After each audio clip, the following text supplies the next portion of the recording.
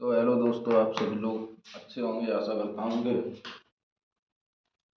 अपना और अपना परिवार का ख्याल रख रहे होंगे। और आज हम आपको बताने वाले हैं एक पूर्व विधायक रेलू राम पुनिया मर्डर केस हत्याकांड।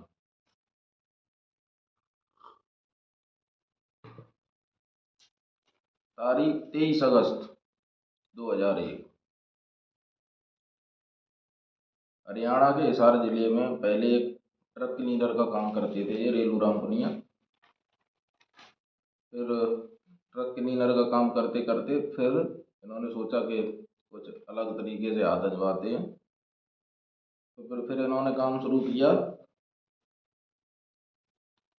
ऑयल का। ऑयल का बिजनेस किया तो इन्होंने काफ़ी अच्छा पैसा कमाया और अपनी मेहनत से लमसम इन्होंने एक 100 एकड़ की ज़मीन ली। 100 एकड़ की ज़मीन लेने के बाद 1996 में समथिंग इन्होंने एक पार्टी ने इनको आश्वासन दिया कि हम आपको वो इलेक्शन लड़ाएंगे। और लेकिन ऐन वक्त पे उस पार्टी ने इनको टिकट नहीं दी अपनी पार्टी से। तभी इन्होंने इंडिपेंडेंट खुद ही खड़े हुए और 1996 का विधायकी का चुनाव भी जीते हिसार से। और हरियाणा के जो नए मुख्यमंत्री बने थे बंसीलाल, उनको इन्होंने समर्थन दिया। तो रेलू राम पुनिया ने जो पूर्व विधायक रह चुके थे, पूर्व एमएलए, इन्होंने दो शादियां की थी। पहली शादी से पहली शादी ओमी देवी और दूसरी शादी कृष्णा देवी। पहली शादी ओमी देवी से सुनील लड़का हुआ था और दूसरी शादी से सोनिया और प्रियंका उर्फ पम्मी।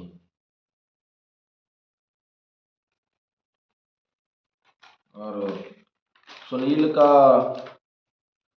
सुनील की शादी हुई शकुंतला से और इनके 3 बच्चे थे, जिसके 4 साल की उम्र का लोकेश और 16 साल की शिवानी और 45 दिन की प्रीति। और प्रियंका हॉस्टल में पढ़ती थी और सोनिया अपना एक ताइक्वांडो खेल होता है जिसमें वो ट्रेनिंग करती थी अपनी। प्रियंका लमसम 16वां अपना बर्थडे मनाती है।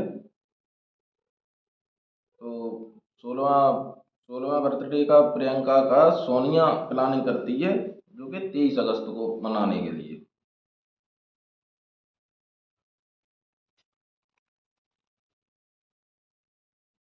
दरअसल 23 अगस्त के दिन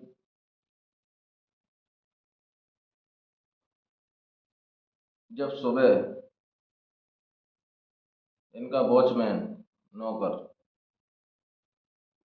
जब घर पे जाता है, देखता है कि अभी तक 8 बज गए और कोई नहीं बाहर निकला।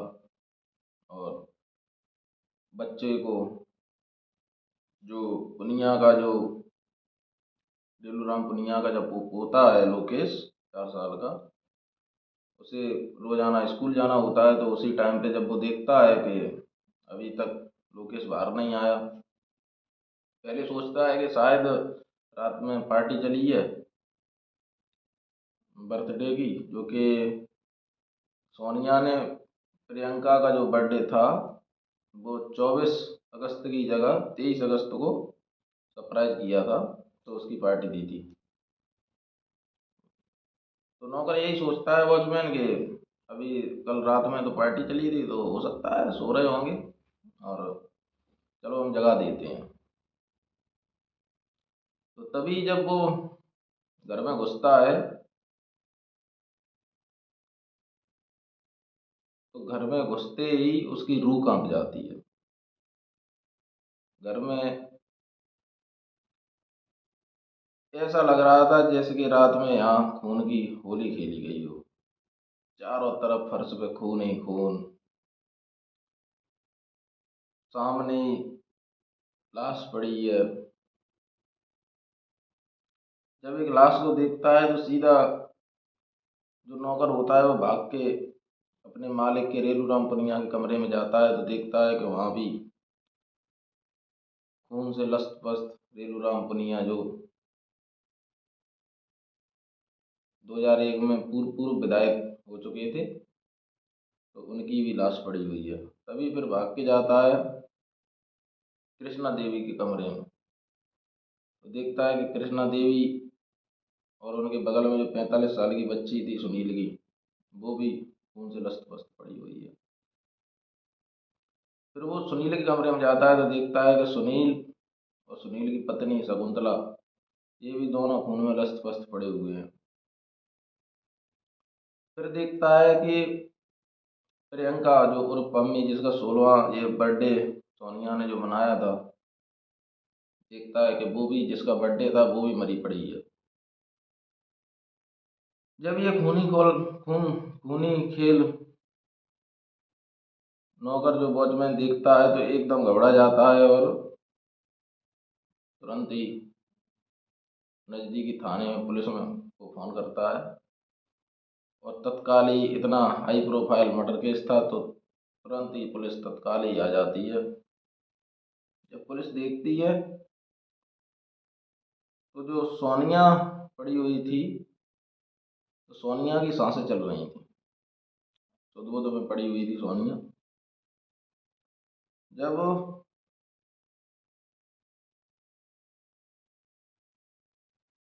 ये सारी चीज़ें जब पुलिस देखती है तो पुलिस पुलिस को समझ नहीं आता कि घर में न तो कोई लूटपाट का की वारदात नज़र आ रही है, न किसी दूसरे के कोई पैरों के निशान हैं, और ना ही किसी के बाहर के शख्स आने की कोई लोकेशन है, और ऐसा कुछ भी पुलिस को नहीं लगता है। पुलिस भी हैरान कि आखिरकार है क्या, ये किया किसने। तो सारा शक पुलिस का सोनिया के ऊपर ही जाता है, लेकिन सोनिया भी अभी गंभीर हालत में, और उसकी हालत सही नहीं, तो उसे तुरंत एडमिट पुलिस ने नज़दीकी अस्पताल में कराया। तो अब सोनिया के होश में और स्वस्थ होने का इंतजार कर रही है पुलिस। तभी फिर शुरुआती पूछताछ सोनिया से होती है। तो शुरुआती पूछताछ में सोनिया ने कहा कि मुझे किसी ने सर में मारा बहुत तेज, किसी वजनी चीज़ से, फिर उसके बाद में मुझे कुछ पता नहीं, कुछ होश नहीं है, मुझे खबर नहीं। तो अब इससे ज़्यादा कुछ कह भी नहीं सकते।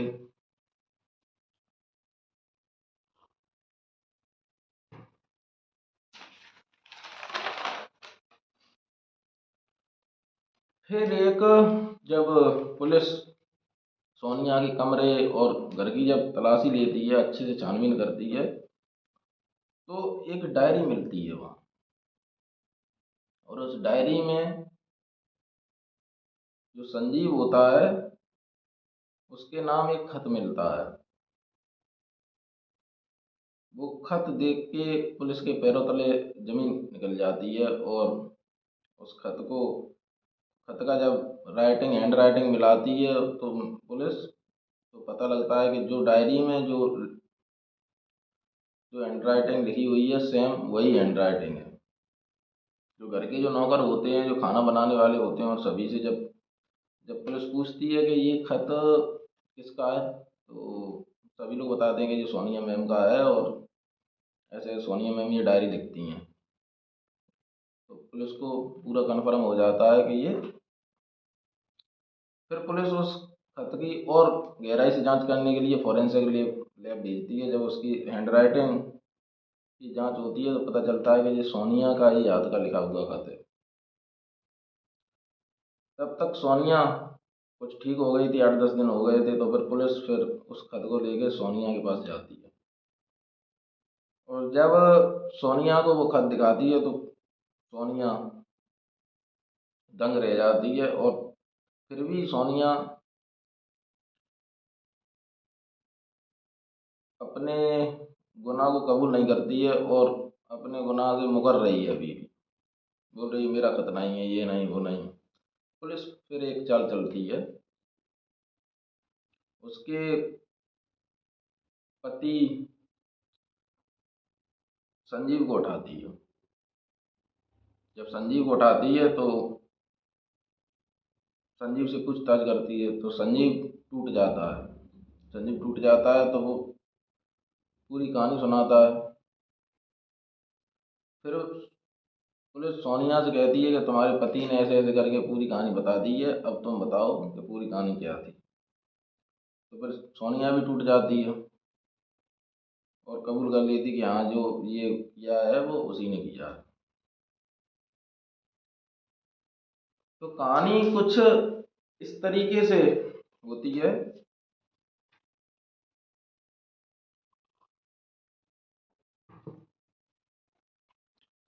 सोनिया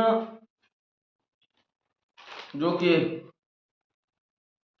ताइक्वांडो खेल में ट्रेनिंग करती थी, वहीं पर पास में ही संजीव भी ट्रेनिंग करता था। अच्छा खिलाड़ी था, स्पोर्ट्समैन था। इन दोनों की अच्छे से इनके मुलाकातें होती थी। पहले तो इनकी इनमें आपस में इनका प्रेम हो जाता है। प्रेम होने के बाद तो संजीव एक साधारण परिवार से था और सोनिया एक रईस खानदान से। तभी सोनिया फिर अपने पिता से कहती है कि पिताजी मुझे इससे शादी करनी है। ऐसे तो पहले रेलू राम पुनिया नहीं मानते हैं। जब नहीं मानते, जब ये अपने बेटी के खुशी के खातिर फिर रेलू राम पुनिया भी झुक जाते हैं और अपने बेटी की खुशी के खातिर तैयार हो जाते हैं संजीव से शादी कराने के लिए।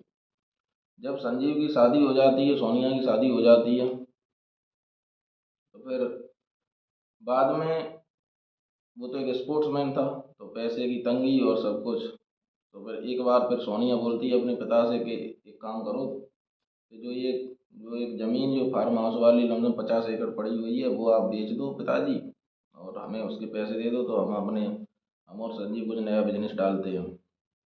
जब ये बात उसके भाई, सौतेले भाई, जब सुनील को पता चलती है तो सुनील तैयार नहीं होता है। वो कहता है आप पैसे से बेशक कोई भी मदद कर दीजिए, लेकिन मैं जमीन बेच के मदद नहीं करूँगा।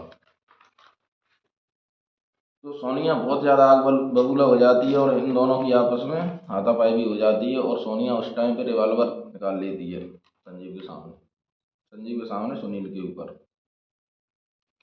जब इतना सब कुछ हो जाता है, होने के बाद फिर सोनिया एक खौफनाक प्लान बनाती है। उसके दिल में नफरत हो जाती है अपने परिवार के लिए। फिर ये खूनी खेल रचती है सोनिया।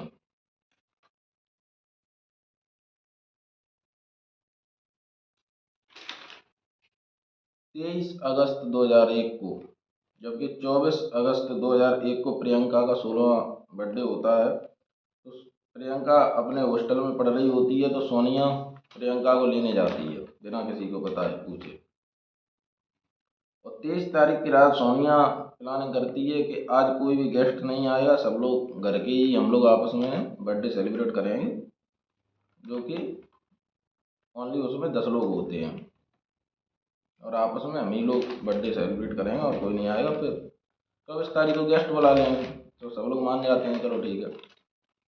तो सोनिया जब बर्थडे पार्टी चलती है, बर्थडे पार्टी में जो खाना बनता है, खाने में ही अफीम मिला देती है। जब अफीम मिला देती है तो सब लोग खाना खा के जब सोते हैं तो सब बेहोश हो जाते हैं। तभी सोनिया फिर संजीव से कहती है कि अब तुम इन लोगों को मारो, सबको। तो संजीव को कोई पहले से कोई ऐसा तो हिस्ट्री सीटर तो था नहीं जो कि वो मार देगा, ऐसा कुछ उसकी हिम्मत नहीं काम कर रही। तभी वो कहती है कि तुम अपनी रिवॉल्वर निकालो। तो संजीव रिवॉल्वर निकालता है। फिर संजीव कहता है कि इसमें तो सिर्फ 6 गोलियां हैं और मारने 8 हैं। तो सोनिया कहती है कि हाँ ये भी सही है, तो एक काम करो, मैं भी आती हूँ। फिर सोनिया जाती है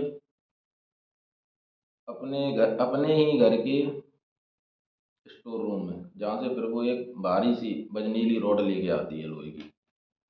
और संजीव से कहती है लो, इससे मारो, इस रॉड से मारो। तो संजीव और सोनिया पहले रेलू राम के कमरे में जाते हैं। तो संजीव की हिम्मत काम नहीं कर रही उसे मारने के लिए। सोनिया उसे उकसाती है कि तुम कुछ नहीं कर सकते, ये है वो है, और किसी काम के नहीं हो, फिर ये मौका निकल जाएगा हाथ से, कैसे कैसे प्लानिंग की है मैंने। तो संजीव फिर इतना इतना भड़काती है संजीव को, फिर संजीव 3-4 बार करता है गुस्से में आके, तेज हो आके।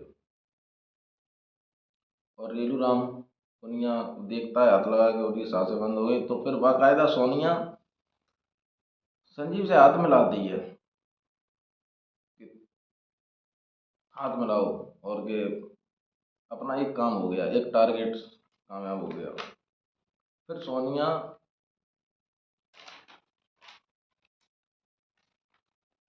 कृष्णा देवी के कमरे में जाती है। जब कृष्णा देवी के कमरे में जाती है तो जैसे ही संजीव कृष्णा देवी के सर में वार करता है, वैसे ही बगल में लेटी 45 दिन की बच्ची एकदम रोने लगती है। तो इससे पहले उसकी आवाज़ निकलती है कि तुरंत ही संजीव उस बच्ची को रोड दे मारता है और बच्ची तुरंत ही मर जाती है। इतनी देर में सोनिया ने अपनी ही माँ के ऊपर तकिए से मुंह दबा लिया और माँ भी मर जाती है।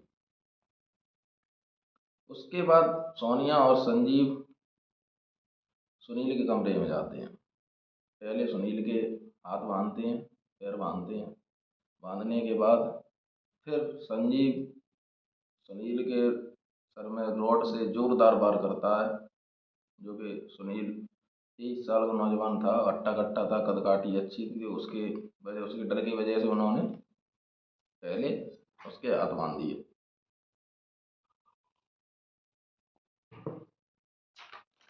जब उसे लगता है कि संजीव और पत्नी उसकी शकुंतला दोनों मर गए, उसके बाद वो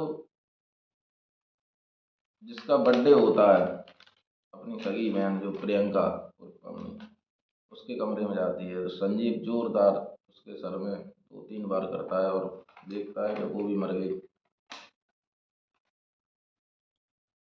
और उसके बाद जो लोकेश, जो 4 साल का था, उसे भी ये लोग नहीं छोड़ते। उस लोकेश को भी मार देते हैं उसके सर में, वो भी लोकेश भी मर जाता है। और फिर सोनिया बाद में कहती है कि अब तुम एक रोड जोरदार हमारे सर में भी मारो, जिससे कि लोगों को लगे कि हमें ही मारा है। तो संजीव फिर सोनिया के सर में भी एक जोरदार रॉड मारते हैं और एक हाथ बात में मारते हैं, जिससे कि सोनिया भी घायल होकर वहीं गिर जाती है। संजीव बाहर निकल के चला जाता है अपने घर।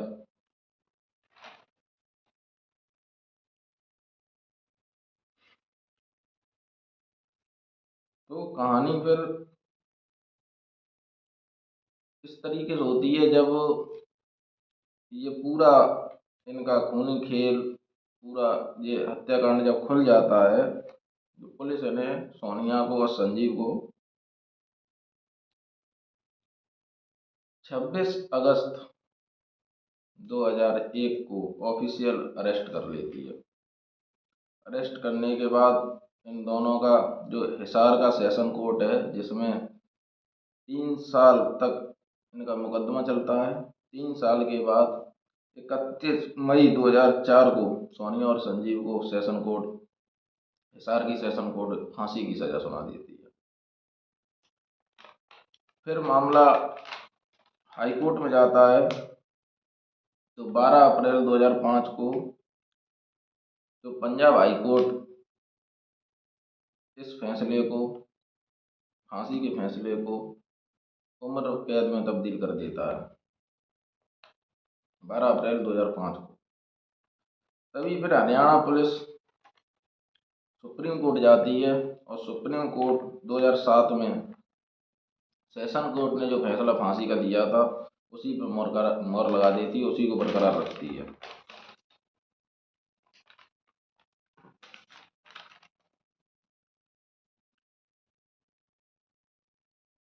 फिर मामला सेशन कोर्ट में आता है और संजीव और सोनिया की फांसी की तारीख तय हो जाती है। ये तारीख थी 26 नवंबर 2007। जिसको संजीव और सोनिया को इसी तारीख को फांसी की फांसी देनी थी। 26 नवंबर 2007 को सोनिया को फांसी देनी थी, लेकिन फिर फांसी नहीं हो पाई, क्योंकि आखिरी रास्ता और था अभी सोनिया और संजीव के पास, राष्ट्रपति के पास क्षमा याचना डालने की, क्योंकि ये उसका आधिकारिक प्रावधान है।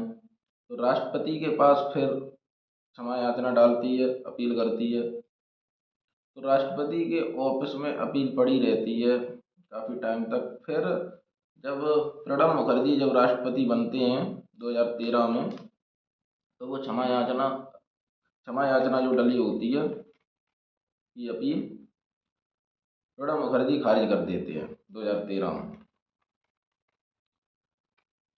फिर 21 जनवरी 2014 को, देखिए किस्मत देखिए, 21 जनवरी 2014 को सुप्रीम कोर्ट ने एक ऐतिहासिक फैसला दिया, जिसमें फांसी में जिन लोगों को देरी हुई है, मतलब उनका ये कहना था, वकील का जो याचिका जो पिटीशन दाखिल की थी, उन्होंने ये कह के दी थी कि जिन लोगों को फांसी सुना दी गई है और जिन्हें अभी तक 5 साल से ऊपर हो गए हैं, जिन्हें अभी तक फांसी नहीं दी गई है, उन लोगों को, क्योंकि वो हर रोज मर रहे हैं, अपने उनको पता है कि मुझे एक दिन मरना है, तो वो हर रोज मर रहे हैं, तो जिन लोगों को 5 साल से ऊपर फांसी की सज़ा हो गई है, उन लोगों को अदालत से दरख्वास्त है कि अदालत उन लोगों को उम्र कैद में, उन लोगों की रियायत बरते या उम्र कैद में तब्दील करे। तभी एक सुप्रीम कोर्ट का किसी पिटीशन पर फैसला आता है कि जिन लोगों को 5 साल से ऊपर हो गए हैं फांसी की सज़ा मिले हुए, उन लोगों की सज़ा फांसी की सज़ा से उम्र कैद में तब्दील की जाती है। अब इस तब्दीली में लमसम 15 केस लिए गए, सुप्रीम कोर्ट ने 15 केस लिए गए, और किस्मत इनकी इतनी अच्छी कि सोनिया और संजीव का भी केस इन्हीं 15 के बीच में आ जाता है। अब कहानी यहीं पर ख़त्म हो जानी थी, क्योंकि अब वो उम्र कैद की सज़ा काट रहे हैं, तो यहीं पर। लेकिन 2018 में फर्जी दस्तावेज लगाकर संजीव पैरोल पर आता है, और पैरोल पर आकर फिर वो फरार हो जाता है। फरार हो गया कि हाजिर नहीं होता करके। तो विडम्बना ऐसी कि जब वो पैरोल पर आता है, तो उसका सारा ये भी खेल खुल जाता है कि वो फर्जी, उस पर जांच बैठ जाती है। तो लमसम लमसम 18 से लमसम 3 साल ये फरार रहा, और 2021 में मेरठ से इसे गिरफ्तार किया गया। बाद में पता चला कि ये गुजरात के एक आश्रम में साधु बनकर रह रहा था इतने दिन से।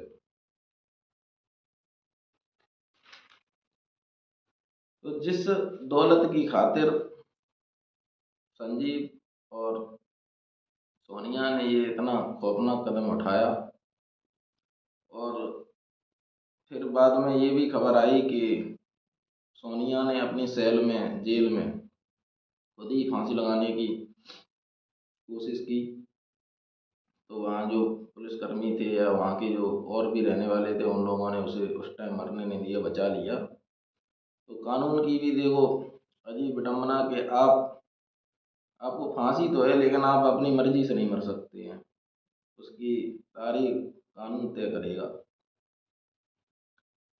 तो कहानी कुछ इस तरीके से थी।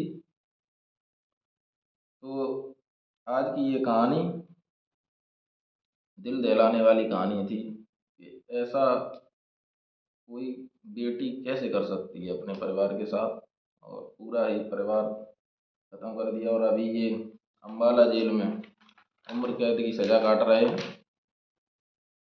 तो उम्मीद करता हूँ कि आप लोगों को हमारी ये जो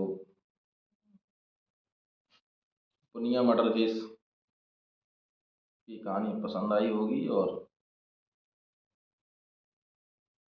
आप सभी लोग अच्छे होंगे, और आप अपने परिवार और अपना ख्याल रखें और सतर्क रहें,